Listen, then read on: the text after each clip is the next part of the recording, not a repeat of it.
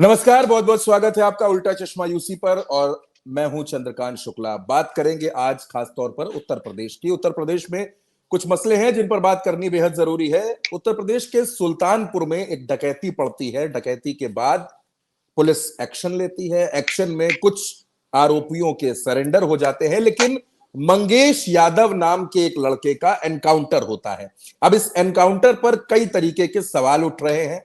अखिलेश यादव भी सवाल उठा रहे हैं, बाकी विपक्षी दल भी सवाल पूछ रहे हैं, सरकार को कटघरे में खड़ा कर रहे हैं। लेकिन इस बीच मंगेश यादव के परिवार के लोग, मंगेश यादव की बहन, मंगेश यादव की मां और मंगेश यादव के बाकी परिजन ये सवाल खड़े कर रहे हैं कि मंगेश यादव को पुलिस घर से उठाकर ले गई और मार दिया।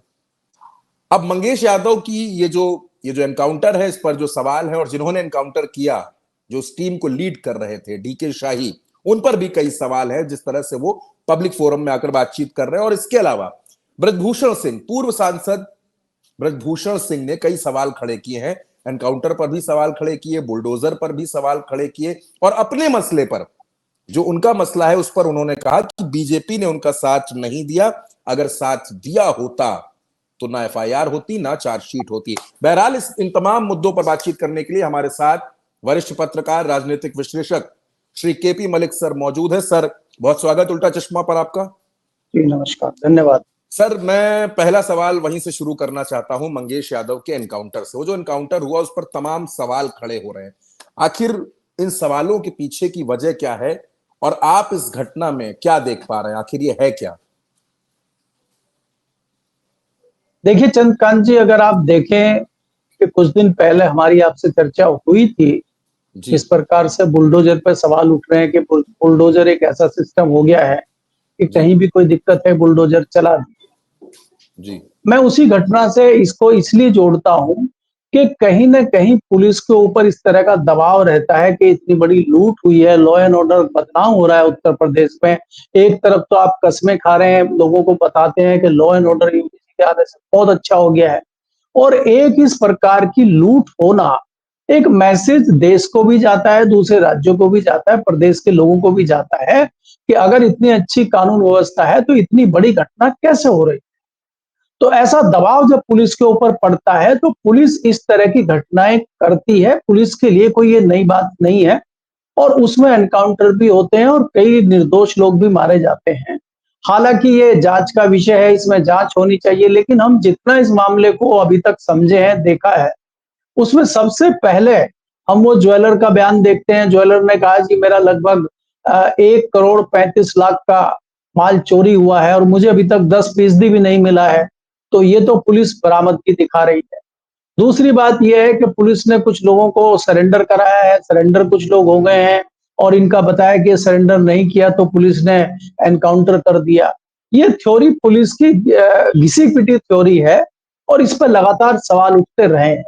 जिस प्रकार से हमने परिवारजनों के बयान भी अगर हम देखें और उस बच्ची का बयान देखें, क्योंकि बड़ा आदमी हो सकता है कि अगर उसके पिताजी का जो बयान आया, मैं उसमें देख सकता हूं कि पिताजी भाई अपने बच्चे को खराब ना बता रहे हो और वो बच्चे की बात को झुठलाना चाहते हो। लेकिन एक इस तरह की जो बच्ची है, जो उसकी छोटी बहन है, जिस तरह से वो कह रही है कि रात को 2 बजे पुलिस आई और पुलिस लेके गई और हम लोगों ने विरोध करने की कोशिश की तो कहा कि हम तुम्हें भी पीटेंगे, उसको ज्यादा पीटेंगे और हमें पूछताछ करनी, हम पूछताछ करके छोड़ देंगे। और उसके बाद पुलिस इस तरह की चीजें करती है। और हमें ये भी पता है कि गांव का इस तरह का साधारण परिवार किससे अप्रोच करेगा? पुलिस के पास जाएगा, डीएम के पास जाएगा, एसपी के पास जाएगा, तो जाएगा कहाँ? वही पुलिस ही उठा रही है, पुलिस के पास ही जाएगा तो क्या होगा? तो कहीं ना कहीं इस तरह की चीजें होती हैं। हाँ, अखिलेश जी ने जिस प्रकार से कहा है कि जाति पाति को देख के पुलिस कानूनी कार्रवाई कर रही है, मैं उस तरह से तो सीधा सीधा नहीं कहूंगा, लेकिन पुलिस की जो कार्य प्रणाली है उस पर सवाल उठ रहे हैं। और मेरा भी सवाल वही है कि पुलिस जिस तरह से काम कर रही है, कहीं ना कहीं पुलिस के ऊपर सवाल उठ रहे हैं। और योगी जी पे भी सवाल उठ रहे हैं कि एक तरफ जहां वो लॉ एंड ऑर्डर और बहुत अच्छी कानून व्यवस्था की बात करते हैं, कहीं ना कहीं ये पुलिस प्रशासन और उत्तर प्रदेश की सरकार के ऊपर एक सवालिया निशान लग रहा है। हालांकि खबरें ये आ रही हैं कि मजिस्ट्रेट से जांच कराने की बात सरकार की तरफ से हुई है, तो अगर जांच सही तरीके से होगी तो उसमें दूध का दूध और पानी का पानी हो जाएगा। लेकिन इस तरह की बात करना कि जातिवाद पे हो रहा है, ये हो रहा है, तो इससे मुझे लगता है कि ये किसी भी घटना के ऊपर इस तरह की राजनीति नहीं होनी चाहिए। हमें उस परिवार के विषय में सोचना चाहिए कि जिसके परिवार की जान गई है, और हमें उस व्यापारी के लिए भी सोचना चाहिए कि जिसके यहाँ पे इतनी बड़ी घटना हुई है और उसका नुकसान हो गया है। तो ये सारी चीजें दिमाग में रखते हुए उस पर राजनीति ना हो, लोगों को न्याय मिले और कोई निर्दोष व्यक्ति ना फंसे, ना मरे, इसकी कोशिश दोनों तरफ से होनी चाहिए। जी। बिल्कुल सर, बात आपकी बिल्कुल ठीक है, लेकिन अब इस घटना में राजनीति हो रही है, लोगों के बयान आ रहे हैं। बहरहाल ये घटना है और इसी घटना से एक तरीके से जुड़ा हुआ एक बयान पूर्व सांसद ब्रजभूषण सिंह का है। वो बुलडोजर पर भी सवाल खड़े कर रहे हैं कि मैं बुलडोजर एक्शन का विरोधी हूं, जैसा कि सुप्रीम कोर्ट ने भी एक अभी अपनी टिप्पणी में कहा। दूसरा, जो एनकाउंटर हुआ उसमें उनका बयान बड़ा दिलचस्प है और बड़ा गंभीर है। उन्होंने ये कहा कि एनकाउंटर सिर्फ प्रमोशन और पैसे के लिए है। ये बात जो उन्होंने कही है ब्रजभूषण ने, इस बात को सर कैसे समझा जाए कि इस बयान के निहितार्थ क्या है, इसके पीछे की थ्योरी क्या है? देखिए चंद्रकांत जी, इसमें उनकी बात सही है, लेकिन वो इसी वक्त क्यों कह रहे हैं ये भी समझना होगा आपको। जी। हमें ये भी जान लेना चाहिए कि ब्रजभूषण शरण सिंह के और उत्तर प्रदेश की सरकार के जो मुखिया हैं उनके संबंध किस प्रकार के हैं, तो वो बीच में अपनी राजनीति भी कर ले रहे हैं। हालांकि बात उनकी सही है, उनकी बात अच्छा। झूठ नहीं है, लेकिन वो इसी मौके पे क्यों कह रहे हैं ये हमें समझना होगा।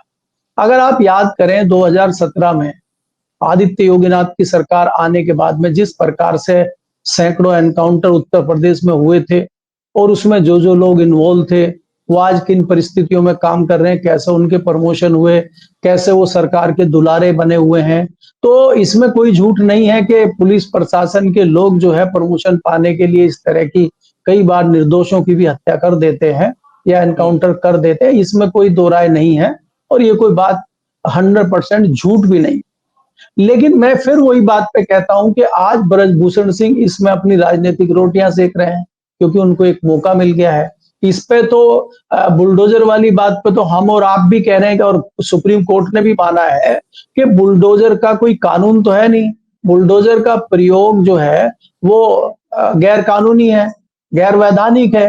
अरे भाई, हमने कहा कि अगर कोई बहुत विभत्स घटना हो गई है जिससे हाहाकार मचा हुआ है, प्रदेश में दिक्कत हो रही है और कोई दोषी है, क्योंकि कोर्ट की जो प्रक्रिया है वो बहुत लंबी है, तो किसी पीड़ित परिवार को न्याय एकदम से नहीं दिलाया जा सकता, तो उसको एक सांत्वना देने के लिए कई बार इस तरह की घटनाएं होती हैं और बार बार जिक्र आता है वो हैदराबाद की घटना का। एक बच्ची का जो विभत्स रेप हुआ था उसका, और सारा जो है हैदराबाद और सारा तेलंगाना सड़क पे आ गया था। तो कहीं ना कहीं पुलिस प्रशासन को उस चीज को करते हुए उन बच्चों का एनकाउंटर हुआ और उसके बाद क्या हुआ, जो एनकाउंटर करने वाले लोग थे वो जेल चले गए क्योंकि वो एनकाउंटर जो है अवैधानिक तरीके से उनका एनकाउंटर हो गया। तो अब वो पुलिस वाले जेल में हैं और केस चल रहा, भुगत हो रहे हैं। तो ये चीजें होती हैं कई बार के आप कानून से बाहर आके, कानून के दायरे से बाहर आके चीजें करते हैं और उसका जनता भी विरोध नहीं करती। लेकिन अगर आप उसको एक परिणति बना लें, हर चीज में उसको करने लगे, और देखिए योगी जी के ऊपर ये कोई आरोप नया नहीं है कि वो खाली जाति देख के कुछ चीजें चल रही हैं। उत्तर प्रदेश में काफी दिनों से ये चल रहा है कि योगी जी को ठाकुरों का नेता और ठाकुरों का पक्षधर बना के पेश किया जा रहा है और कई बार वो इस तरह की चीजें दिखती है तो फिर लोग सवाल उठाते हैं। जैसे आपने देखा हो विकास दुबे का एनकाउंटर हुआ था, कई बहुत सारे तमाम लोगों का एनकाउंटर हुआ, दूसरे जो अकलियत के लोग हैं उनके घर पे बुलडोजर चले, बाकी लोगों के घर पे बुलडोजर नहीं चल रहे। तो सवाल भी उठता है और विपक्ष का काम है सवाल उठना। विपक्ष के नेता के रूप में अखिलेश जी सवाल उठा रहे हैं, बहुत अच्छी बात है, लेकिन वो डीपली जाति पाति की बात ना करके एक दबाव के साथ मुख्य विपक्षी दल के नेता होने के नाते अगर वो सरकार के ऊपर दबाव बनाते हैं कि इसकी जांच होनी चाहिए और दोषियों को बख्शा नहीं जाना चाहिए, अगर इस तरह से कहेंगे ज्यादा अच्छा रहेगा। अगर जाति पाति को बीच में लाके राजनीतिक रोटियां सेकेंगे तो वो मुझे लगता है कि फिर अच्छी बात नहीं। जी। अब बिल्कुल सर, देखिए उत्तर प्रदेश में 10 सीटों का उपचुनाव भी होने वाला है और उत्तर प्रदेश की सियासत जो है वो लगातार गर्म होती जा रही है, सुल्तानपुर के इस प्रकरण में, इस एनकाउंटर के प्रकरण में।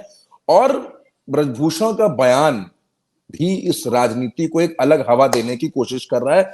बहुत बहुत धन्यवाद सर आपका हमारे साथ जुड़ने के लिए और इस पूरे मसले पर, एनकाउंटर का, सुल्तानपुर का जो मसला है, इस पर अपनी बेबाक राय रखने के लिए और खबर की पूरी बारीकी को हमारे दर्शकों को समझाने के लिए बहुत बहुत धन्यवाद सर आपका।